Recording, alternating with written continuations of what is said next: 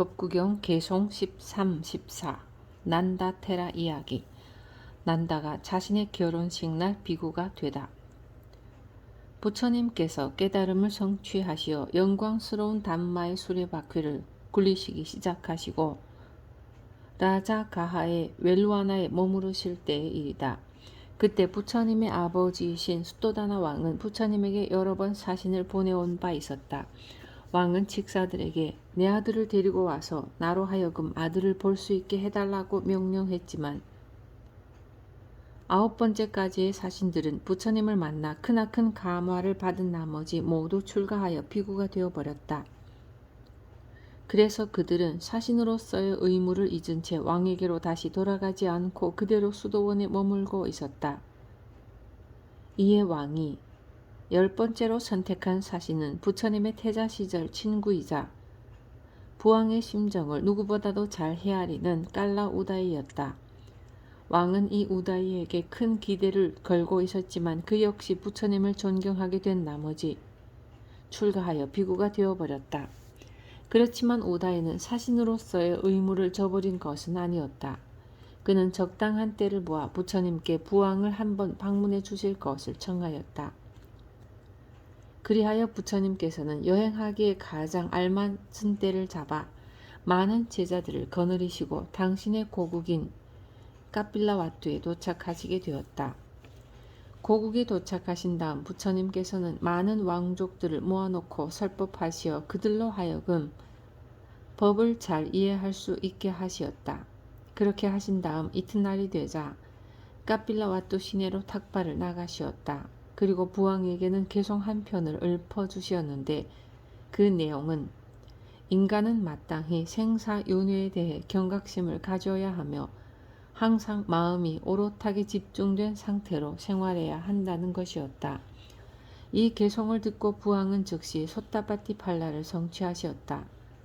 이어 부처님께서는 당신의 양어머니이자 이모이신 마하빠 자파띠에게도 개송을 읊어주시었다. 그 내용은 사람은 마땅히 올바른 생활을 해야만 한다는 것이었는데 이 개송 끝에 마하빠 자파티 왕비 역시 소타파티 팔라를 성취하였고 옆에서 이 개송을 함께 듣고 있던 부왕은 사카다가미 팔라를 성취하였다. 그 다음에 부처님께서는 태자 시절 당신의 태자비였고 지금의 라훌라의 어머니인 야소다라비에게 많은 칭찬의 말씀을 해주시어 그녀를 위로하시었다.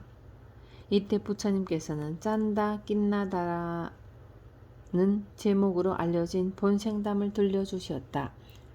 그 다음 날이었다. 그날은 부처님의 이복동생 그러니까 부처님의 양모이자 이모인 마하빠 자파디와 수토다나 왕 사이에 난 아들인 난다의 결혼식이 있을 예정이었다. 이날 난다는 자기 결혼일을 맞아 집안에 성수를 뿌리는 등 축제 준비를 하고 있었는데 부처님께서 비구 제자들을 거느리고 난다에게로 오셨기 때문에 그는 공손히 공양을 올렸다. 공양이 다 끝나고 나서 부처님께서는 공양 그릇을 난다의 손에 들려주시었다. 부처님께서는 난다의 공양의 공덕을 축복해 주신 다음 자리에서 일어서시었는데 그때 난다에게서 공양 그릇을 돌려받지 않으시었다. 난다는 부처님에 대한 존경심이 대단했기 때문에 감히 그 밧다를 되돌려 드리지 못하고 부처님의 뒤를 따르기 시작했다.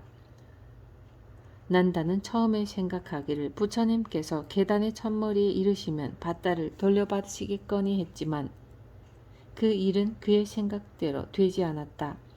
그래서 난다는 그렇다면 궁전의 정원 근처까지만 부처님을 뒤따라가면 받아가시겠거니 하고 생각했지만 그 또한 난다의 뜻대로 되지 않았다. 이렇게 되어 난다는 자기 뜻과는 다르게 부처님의 뒤를 따라가면서 저쯤에서는 부처님께서 이 밧다를 받으시겠거니 저쯤에서는 부처님께서 이 밧다를 받으시겠거니 하고 생각할 뿐이었다. 결국 부처님과 난다는 왕궁 밖 길거리까지 나오게 되었다. 그때 신부 측 사람들이 왕궁으로 들어오다가 신랑이 난다가 부처님의 밧다를 공손하게 받들고 부처님을 뒤따라가는 것을 보았고 이 소식은 금방 난다의 아내가 될 신부 자나빠 달갈까에 깔 야니에게도 전해졌다. 그들은 신부에게 다음과 같이 일러주었다. 부처님께서 지금 난다 왕자님을 데리고 어디론가 가십니다. 아마도 그분을 당신으로부터 빼앗으시려는 것 같습니다. 이에 당황한 자나빠 달깔야니는 눈에 눈물을 가득 머금고 머리는 산발한 채 황급히 나와 난다 왕자를 뒤쫓아갔다. 그녀는 눈물겨운 목소리로 신랑을 불렀다. 왕자님, 제발 속히 되돌아오세요. 그러자 신부의 애절한 목소리를 들은 난다의 심정은 사정없이 떨렸다. 그렇지만 부처님께서는 난다가 들고 있는 밧달을 끝내 받아 드시지 않으셨으므로 그는 하는 수 없이 부처님의 뒤를 쫓아 결국은 수도원에까지 오게 되었다. 수도원에 도착하신 부처님은 난다에게 물으시었다. 난다야, 너는 비구가 되고 싶지 않느냐? 난다는 감히 그렇지 않다고 대답할 수가 없었다. 그는 자신의 본 마음과는 다르게 대답하고 말았다. 예, 저도 비구가 되고 싶습니다. 그러자 부처님께서는 곁에 있는 비구에게 지시하셨다. 난다를 비구로 출가시켜라. 부처님께서는 이렇게 까필라 와뚜에 도착하신 지 사흘 만에 난다를 비구로 만드시었다. 라훌라의 출가. 부처님이 까필라 와뚜에 오신 지 1회째 되는 날 야소다라 비는 아들 라훌라에게 좋은 옷을 입혀 부처님께 보내면서 이렇게 일렀다. 라훌라야, 너는 내 아버지에게 가거라. 그분은 수많은 아라한을 거느리신 위대한 수행자이시고 온 몸의 주위에 황금빛 광명이 찬란하게 머물며 대범천왕과도 같은 아름다움을 지니고 계신다. 그러므로 너는 많은 사만나들 가운데에서 쉽게 그분을 찾아낼 수 있을 게다.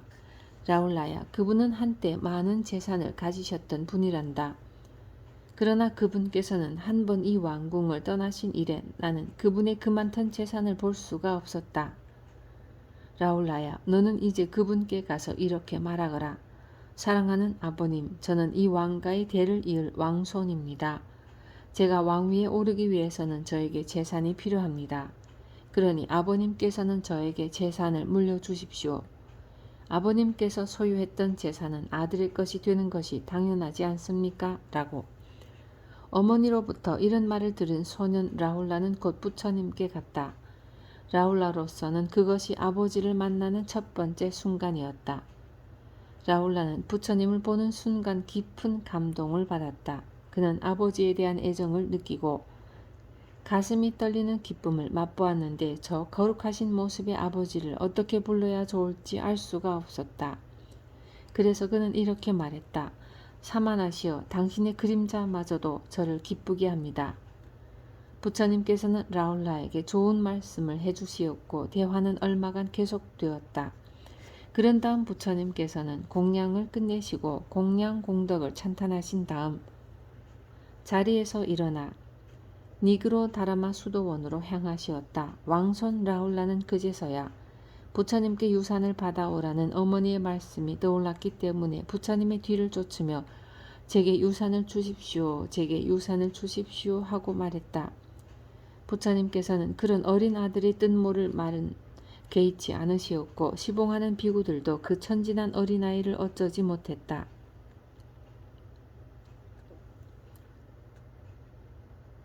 이런 과정을 거쳐서 왕손 라훌라 또한 난다처럼 부처님을 따라 수도원에 오게 되었다. 수도원에 도착하자 부처님께서는 사리푸타 비구에게 말씀하시었다. 이 어린아이는 열애에게 유산을 달라고 말하고 있구나. 그렇지만 세상의 부모들이 자기 자녀에게 물려주는 물질적인 유산은 결국 파멸을 피할 수 없는 것이니라. 사리푸타여, 저 어린아이를 거기에 잠깐 멈추게 하여라. 그리고 그에게 열애가 보리수 아래서 거룩한 옛 부처님들로부터 물려받은 7가지 성스러운 보배를 물려주어라. 열애는 라훌라를 괴로움의 세계로부터 행복의 세계로 나아가게 하리라. 이렇게 하여 라훌라는 상가 안에서 최초의 사마네라가 되었다. 이 소식은 수토다나 왕에게 전해졌다. 왕의 슬픔은 이루 형언기 어려운 것이었다. 아들에 이어서 손자까지 잃은 늙은 왕은 슬픔을 참지 못하고 부처님께 와서 이렇게 청했다. 부처님이시여, 저의 고통은 이루 말하기 어렵습니다. 부처님이시여 이제부터는 모든 출가자들이 자기 부모로부터 사전에 승낙을 얻은 다음에 성스러운 교단에 입교할 수 있도록 해주십시오. 부처님께서는 이 제안을 받아들이시었다. 그 뒤에 어느 날 부처님께서 아침 공양을 끝내고 왕궁정원에 앉아 계시었는데 곁에 함께 있던 수도다나 왕이 이렇게 말했다. 부처님이시여 지난날 태자께서 극심한 고생을 하고 계실 때 내게 천인이 내려와서 당신 아들은 이제 죽었소 라고 말했지만 저는 이렇게 대답했습니다. 내 아들은 스스로 목표한 것을 성취하기 전에는 결코 죽지 않을 것이요. 그가 반드시 깨달음을 성취하리라고 나는 믿고 있다오. 부처님께서는 그에 대해 부왕이 전생에도 아들에 대해 그런 믿음을 지니고 있었음을 말씀하시며 마하담마빨라 자타카를 이야기해 주시었다. 이 설법 끝에 수도다나 왕은 아나가미 팔라를 성취하였다. 난다와 천녀. 부처님께서는 이런 모든 일을 행하시고 다시 비구 대중과 함께 라자가하로 되돌아오시었다. 이때 사와띠 교회에 아나타핀디카가 추진 중이던 제타와나 수도원이 완공되었으므로 부처님께서는 사와띠로 가시었다. 이때 난다도 부처님을 따라 수행 장소를 사와띠로 옮겼다. 난다는 거의 타의에 의해 출가한 형편이었으므로 수행이 잘 될 리 없었다. 그는 제타와나 수도원에 있는 동안 수행 생활에 대해 자주 불평을 늘어놓았다. 그는 다른 비구 동료들에게 이렇게 말하곤 했던 것이다. 형제들이여, 나는 이 생활에 만족할 수 없소. 도대체 이런 수행 생활은 견딜 수가 없단 말이오. 나는 비구로서의 길을 반납하고 다시 가정으로 되돌아가고 싶소. 이런 이야기는 부처님께도 전해졌으므로 어느 날 부처님께서는 난다를 부르시어 이렇게 물으시었다. 난다여, 열에는 이러이러한 이야기를 들었는데 그것이 사실이냐? 너는 그런 말을 한 적이 있느냐? 그렇습니다. 그것은 사실입니다. 그렇다면 열에는 너에게 묻겠다. 너는 무엇 때문에 성스러운 생활을 할 수 없다는 것이냐? 너는 왜 개를 버리고 가정으로 돌아가겠다는 것이냐? 부처님이시여, 제가 집을 떠날 때 저는 왕자였습니다. 그리고 저는 그때 결혼하는 날을 당해 있었습니다. 제가 부처님을 따라 출가할 때 저의 아리따운 신부인 자나타 달갈야니는 고운 머리카락을 흐트리고 제 뒤를 따라오면서 왕자님 돌아와요 하고 목이 메어 저를 불렀습니다. 제게는 언제까지나 자나파 달갈야니의 그 정다운 목소리가 들려옵니다. 그 때문에 저는 현재 생활을 만족스럽게 할 수가 없습니다. 저는 가정으로 돌아가서 제가 신자로서 생활하기를 원합니다. 부처님께서는 난다의 이야기를 들으시더니 신통력으로서 난다를 데리고 천상세계로 가시었다. 그렇게 천상으로 가는 길에 부처님은 산불이 난 숲속에서 귀와 꼬리를 불에 태워 잃어버린 암 원숭이를 보여주시었다. 그 원숭이는 나무 등걸 위에 앉아서 탐욕스럽게 먹을 것을 우물거리고 있었다. 이때 부처님께서는 난다에게 물으시었다. 난다여, 저 귀와 꼬리가 없는 원숭이와 너의 신부를 비교하면 어느 편이 더 아름다우냐? 난다가 사료었다. 부처님이시여, 어찌 원숭이와 제 신부가 비교될 수 있겠습니까? 부처님과 난다는 곧 삼삼천상세계에 도착했다. 그러자 꽃처럼 붉은 발을 가진 천녀들이 마중 나왔다. 난다는 천녀들의 아름다운 자태에 넋을 잃을 정도였다. 부처님께서는 난다에게 물으시었다. 난다여, 내가 그렇게 애착하는 자나파 달갈야니와 저 천녀들을 비교하면 어느 편이 더 아름다우냐? 부처님이시여, 저의 신부는 저 천녀에게 비교될 수 없습니다. 저 천녀들의 아름다운 자태에 비할 때 자나파 달갈야니는 아까 본 암 원숭이 정도밖에는 되지 않습니다. 그러자 부처님께서는 말씀하시었다. 난다여, 즐거워하여라. 내가 만약 열심히 수행정진한다면 여기 있는 500명의 선녀들이 너를 모시게 된다고 열애가 보증하겠노라.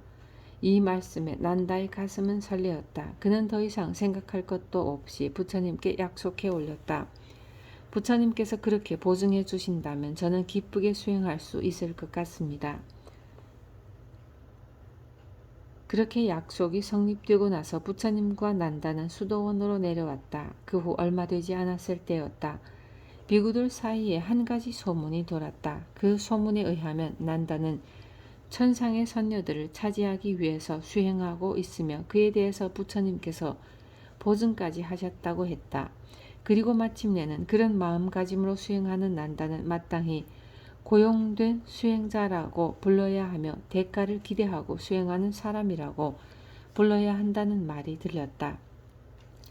이런 소문과 동료 비구들의 좋지 않은 시선은 난다에게 있어서 큰 고통이 아닐 수 없었지만 그는 고귀한 가문의 출신답게 그런 함구에 개의치 않고 수행에 매진했다. 그는 이런 모든 불명예를 벗어나기 위해서라도 굳은 결심을 세우지 않을 수 없었다. 그래서 쉬지 않고 열심히 좌선정진에 몰두한 끝에 마침내 가장 드높은 깨달음의 경지를 성취하여 모든 번뇌로부터 자유롭게 되었다. 그는 이제 일체의 집착을 벗어나게 되었고 모든 정신적 육체적 부담이 사라진 대자유인이자 대해탈인이 된 것이었다. 그렇게 수행자로서의 최후의 목표를 달성한 난다는 그날 저녁 부처님을 찾아뵈었다. 그는 지극한 감사의 마음으로써 부처님께 정중하게 사례한 다음 이렇게 사례었다. 거룩하신 부처님이시여, 부처님께서는 전날 제가 만일 깨달음을 얻으면 저는 분홍색 꽃잎처럼 아름다운 발을 가진 선녀 500명의 주인이 될 것이라고 보증하셨습니다. 그러나 부처님이시여, 저는 이제 깨달음을 얻었습니다만 제게 주신 그 보증을 처리해 주실 것을 요청합니다. 이에 부처님께서는 미소 지으며 대답하시었다. 난다여, 훌륭하구나. 너는 이제 모든 집착과 애욕으로부터 벗어나 위대한 성자가 되었으니 아름다운 여인이 무슨 즐거움이 되겠느냐. 열애는 네가 깨달음을 성취하던 그때 이미 그 보증을 풀어버렸느니라. 뒷날에 어느 때 몇 사람의 비구가 난다에게 물은 일이 있었다. 형제여, 전에 당신은 수행 생활이 마음에 들지 않으며 가정 생활로 돌아가고 싶다고 입버릇처럼 말한 적이 있었소. 지금은 어떠하오? 난다가 대답했다. 나는 이제 그런 어리석은 생각을 하지 않는다오. 그러자 그의 대답을 들은 비구들은 그 말을 고지 듣지 않고 난다가 거짓말을 하고 있다고 생각하여 부처님께 나아가 난다가 거짓말을 한다고 사려었다. 그러자 부처님께서는 말씀하시었다. 비구들이여, 그것은 그대들이 잘못한 것이니라. 난다 비구의 전날의 마음은 마치 엉성하게 지붕을 이은 집과 같았으나 지금은 튼튼하게 지붕을 이은 집과 같이 되었느니라. 그리고 부처님께서는 다음에 개송 두 편을 읊으시었다. 마치 성글게 이은 지붕에 비가 쉽게 스며들듯이 굳게 수행되지 않은 마음의 탐욕과 갈망은 쉽게 스며든다. 마치 튼튼하게 이은 지붕에 비가 쉽게 스며들지 못하듯이 굳게 수행된 마음의 탐욕과 갈망은 쉽게 스며들지 못한다.